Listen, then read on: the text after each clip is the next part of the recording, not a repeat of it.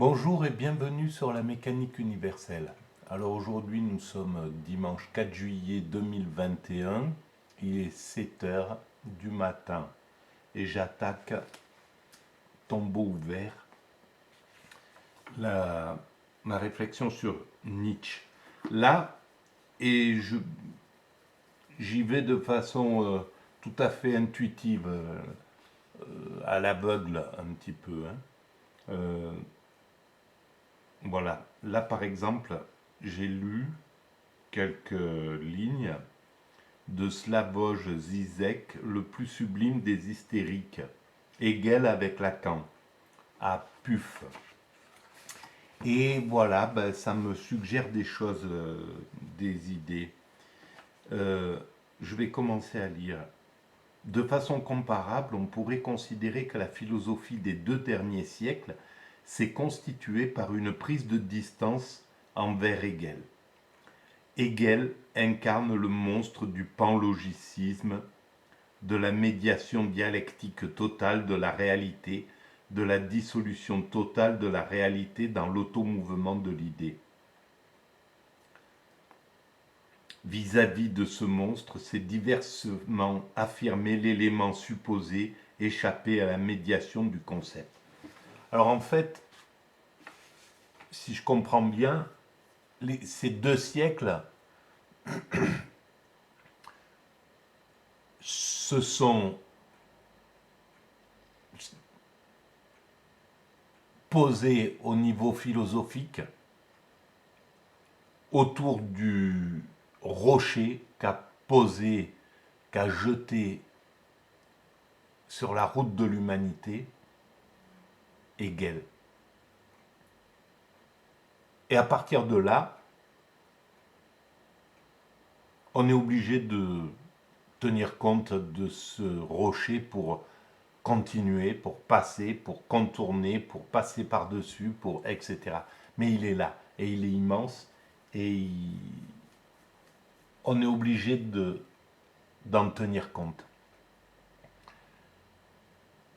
Ça, c'est la première chose. Et qu'est-ce qui a fait que, à partir de Hegel, Nietzsche, par exemple, en réaction totale de cette pensée de la pensée de Hegel qui disait que l'humanité allait vers cet esprit absolu, vers le savoir absolu. Qu'est-ce qui a fait que ça a été une réaction aussi violente? Comment se fait-il que ces philosophes post-hégéliens n'ont pas compris qu'ils ne parlaient pas de l'immédiat, mais que c'était une finalité longue. Alors peut-être que Hegel, moi j'ai pas lu Hegel, donc peut-être que Hegel a essayé de proposer l'idée selon laquelle ce savoir absolu était maintenant, que c'était réalisable ou que la fin de l'histoire était là, que l'humanité avait déjà réalisé son affaire. Et donc c'est révoltant effectivement puisque c'était pas la réalité. Effectivement qu'après 14-18 ou après 39-40 et les scandales monstrueux de l'humain, il était difficile de penser que l'humanité avait un sens et qu'elle avançait dans un but bien précis, à savoir quelque chose de parfait, quoi. Donc ça a été peut-être aussi un repoussoir, mais que Lacan, je ne sais pas exactement ce que ce livre veut dire. Je suis aux premières pages, donc, et je pense que je vais continuer à lire de façon désordonnée c'est pas construit, c'est vraiment des propos très intuitifs. C'est comme ça que ça doit être pris. Et voilà. Donc je vais continuer un autre passage. La fissure est finalement annulée dans l'automédiation de l'idée absolue qui vient suturer toutes les blessures. La position du savoir absolu, de la réconciliation finale, joue ici le rôle de la chose hegelienne. Monstre effrayant et ridicule à la fois, envers lequel il vaut mieux garder ses distances. Alors, comment se fait-il que cette idée de savoir absolu fasse si peur aux penseurs? À mon sens, c'est parce qu'ils n'ont pas expérimenté l'extase. Parce que le savoir absolu, c'est l'extase, c'est l'état d'extase. On ne peut pas savoir intellectuellement, avoir le savoir absolu au niveau de l'intellect, au niveau de la raison, de la connaissance. C'est impossible que l'esprit puisse englober la totalité dans ce sens-là. Par contre, dans l'état d'extase, c'est le corps tout entier, mais c'est au niveau organique que ça se passe.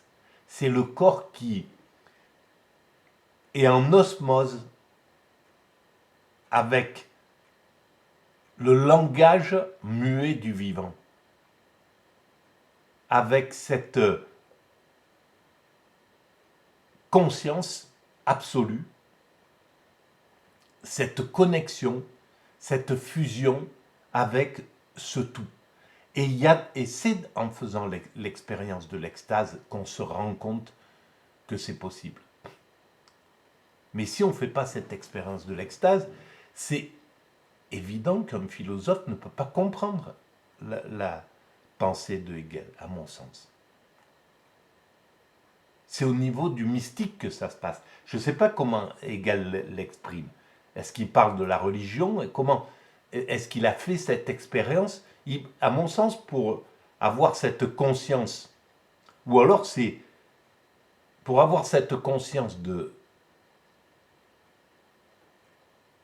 la raison absolue, du savoir absolu, soit il a fait l'expérience extatique, l'expérience de la compréhension totale par l'organe, c'est-à-dire par le cerveau vide en fait. Le cerveau est vide, c'est une connexion, on est en connexion. Et la mécanique universelle l'explique très bien. Euh, tout est écrit sur la mécanique universelle, sur mon site. Je démontre pourquoi dans ce vide-là, ce qui prend la place de la conscience, c'est le divin. Et le divin donne à l'ensemble des organes la compréhension du tout. Alors, soit Hegel a compris en faisant l'expérience de l'extase, soit son intelligence est extraordinairement puissante, sa logique, sa raison est extrêmement percutante, pointue, profonde pour comprendre la logique de cette mécanique sans en avoir fait l'expérience. Donc c'est peut-être qu'au niveau de l'intuition, c'est possible, puisque moi avant par exemple d'avoir fait l'expérience de l'extase, j'ai eu l'intuition de cette phrase quelques mois avant. L'humanité est destinée à atteindre sa perfection. Elle est venue de façon intuitive dans mon esprit. Je ne m'intéressais même pas à la philosophie, à la pensée, à l'évolution de l'humanité. Je ne savais pas ce que c'était que la téléologie, etc. Je n'étais pas du tout connecté là-dessus. Et cette phrase s'est imposée à moi de façon intuitive. Pourquoi? Sans que je la recherche, sans que je me pose de questions. Elle s'est imposée à moi. Qu'est-ce qui se passe? Pourquoi elle s'est imposée à moi à ce moment précis de ma vie? juste à la lisière de l'an 2000. Pourquoi ça s'est passé comme ça? Toutes ces questions-là qui sont insolubles, évidemment, mais qui posent question quand même. Voilà. Monstre effrayant et ridicule à la fois, envers lequel il vaut mieux garder ses distances. Chose en même temps impossible. Le savoir absolu est bien sûr inaccessible. Un idéal irréalisable. Comment ils peuvent penser que ce philosophe était un rigolo? Que Hegel va sacrifier son existence entière à écrire, à plonger dans une réflexion aussi puissante, du haut de leurs petits esprits, parce que c'est pas, ils sont loin de l'esprit d'Hegel, et qu'ils peuvent penser que c'est ridicule. Comment peuvent-ils penser que c'est ridicule sans essayer de plonger dans cette chose-là? C'est simple, c'est parce qu'ils ne font pas cette expérience de l'extase et qu'ils n'arrivent pas non plus à comprendre la logique de la réflexion d'Hegel. Et ceux qui la comprennent, sans avoir fait l'expérience, eh ben c'est par exemple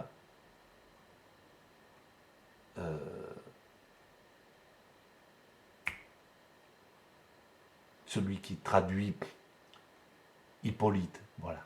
Des gens qui se sont, des philosophes qui se sont intéressés à essayer de comprendre, de plonger dans Hegel réellement, là, ils ne peuvent pas dire que c'est de l'absurdité.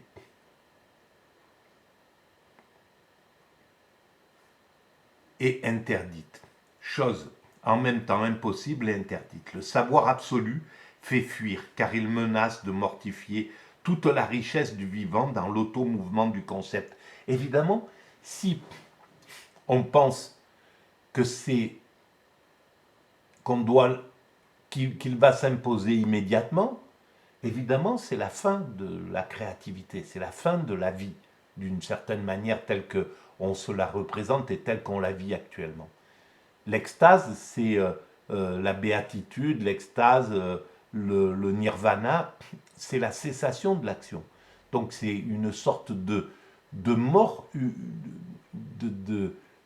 de l'humanité telle qu'elle est aujourd'hui. Et là, effectivement, on ne peut pas, non seulement on ne peut pas la souhaiter, parce que ça serait la fin de l'humanité, il faut que l'humanité finisse son travail effectif, donc qu'elle soit pas dans l'état d'extase, qu'elle n'atteigne que ça soit que des éclaireurs qui font l'expérience de temps en temps de l'extase comme ça, pour conserver l'idée de cette chose-là.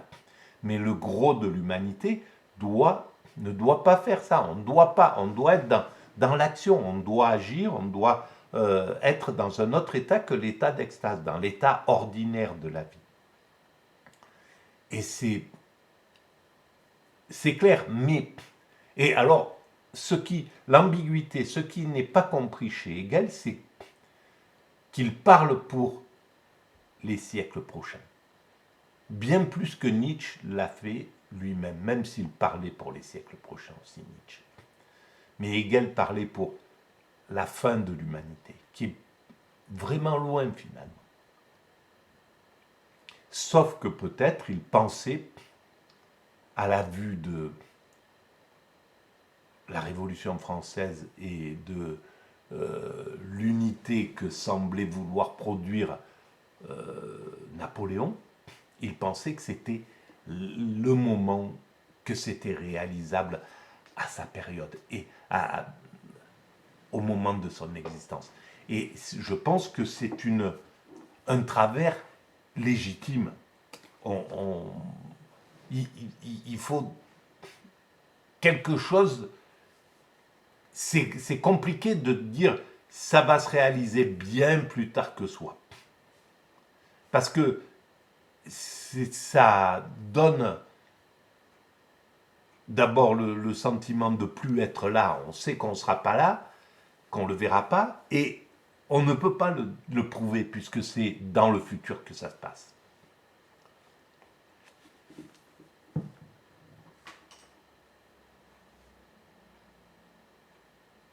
car il menace de mortifier toute la richesse du vivant dans l'automouvement du concept. Effectivement, là, c'est compréhensible. Oui, tout à fait. Il mortifierait la richesse du vivant, parce que l'extase mortifie la richesse du vivant. Mais elle le sublime. Si on ne comprend pas que l'état d'extase est supérieur à l'état ordinaire, au niveau sensation, au niveau... c'est quelque chose de bien plus haut, mais qui n'est pas souhaitable actuellement, d'accord, mais malgré tout, c'est bien plus haut. On ne peut pas comprendre que... On peut que voir que ça mortifie toute la richesse du vivant, pas toute la richesse, mais la plus grande partie de la richesse du vivant telle qu'on la vit, c'est-à-dire le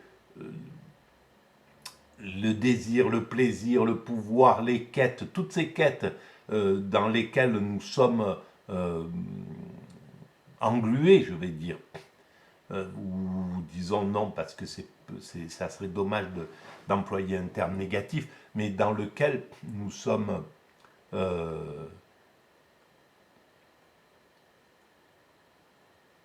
introduits, nous sommes en présence de cette sensation.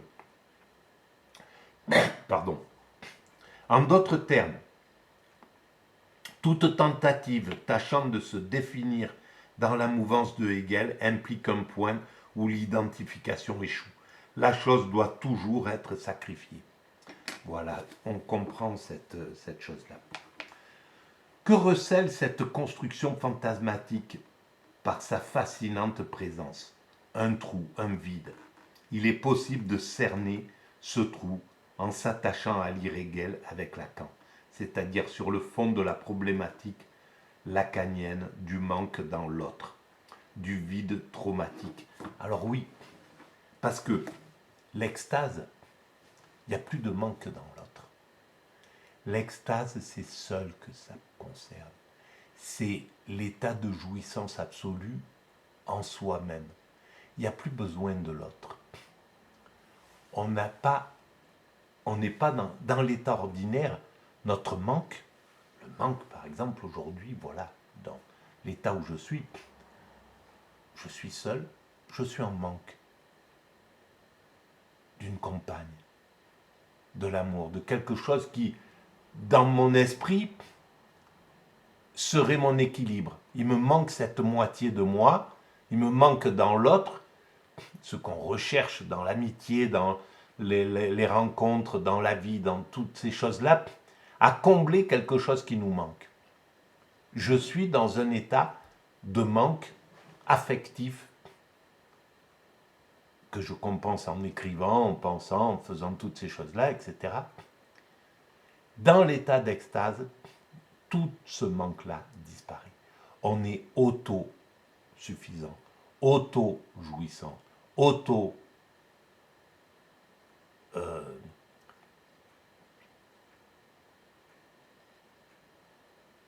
réconciliant. Là, ça serait intéressant de mettre Michel Henry, ses réflexions. Voilà, je renvoie à Michel Henry. Donc effectivement, mais tout ça, c'est extrêmement clair. Ça renvoie à ce vide. Sauf que l'extase comble ça. L'extase ou le savoir absolu, puisque c'est la même chose. Dans l'état d'extase ou de savoir absolu, on est totalement comblé. On n'a plus de manque. C'est la quête du zen, c'est la quête du nirvana, c'est la quête des bouddhistes, c'est la quête de toute... Cette quête-là, c'est la quête d'arriver à un degré où on n'a plus besoin d'autrui pour s'auto-jubiler, pour jubiler, pour vivre, pour jouir, pour atteindre ce qu'on cherche péniblement dans la rencontre avec l'autre. Cette extase qui dure quelques secondes au niveau du plaisir, par exemple. Cette extase-là, elle est atteinte dans l'état de jouissance. La fissure est finalement annulée dans l'automédiation de l'idée absolue qui vient suturer toutes les blessures. Bien sûr, voilà, ça suture toutes les blessures. La position du savoir absolu, de la réconciliation finale, joue ici le rôle de la chose hegelienne, monstre effrayant et ridicule à la fois, envers lequel il vaut mieux garder ses distances. Voilà, je reviens à cette chose-là.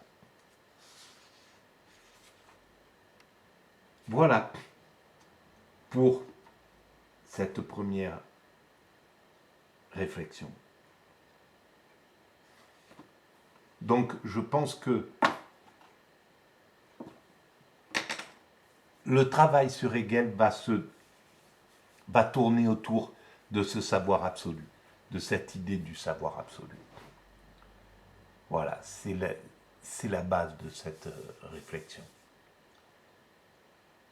Le savoir absolu qui est l'esprit absolu.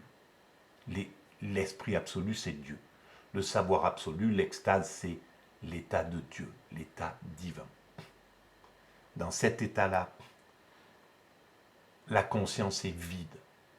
Et comme elle est vide et le haut du crâne est ouvert, en gros, schématiquement, c'est le divin qui rentre à la place de tout ce que je suis en tant que personne.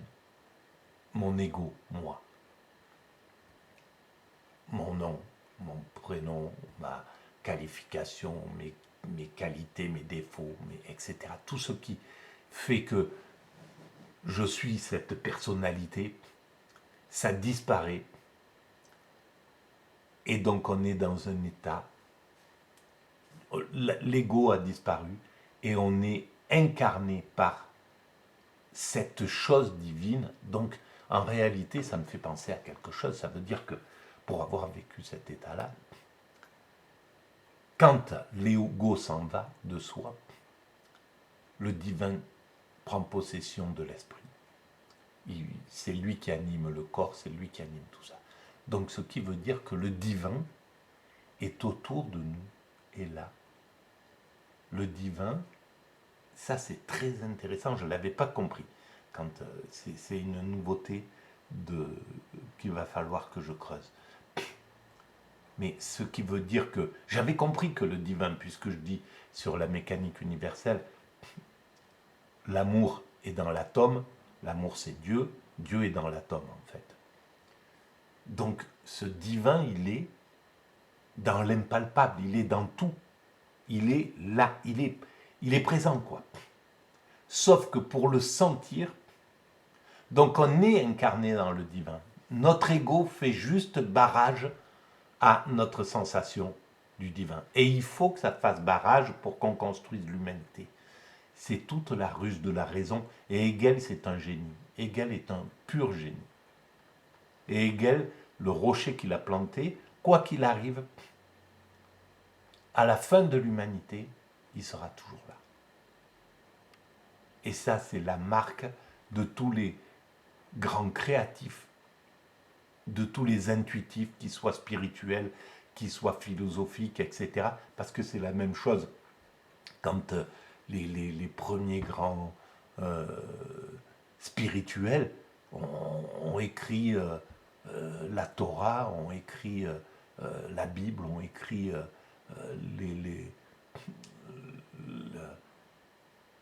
le Mahabharata, ont écrit le Coran, etc. Il y a quelque chose qui est de l'ordre, c'est au-dessus de tout ça. Donc, cette énergie, si le divin est partout, puisque dans l'état d'extase, il pénètre en nous, voilà, il pénètre en nous, quoi. Il n'y a pas de... c'est pas quelque chose qui va venir du ciel, ou c'est simplement, c'est là, c'est présent. Donc c'est juste, ça prend juste la place de l'ego.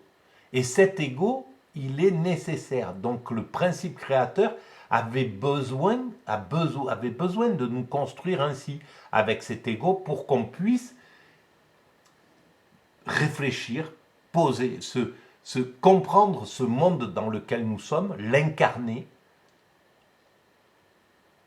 mais pour aller à cette finalité qu'est l'extase, qu'est le savoir absolu. C'est vraiment incroyable et c'est une pure merveille, cette création. Voilà. Bon, merci de votre écoute. On continue, Hegel. À bientôt.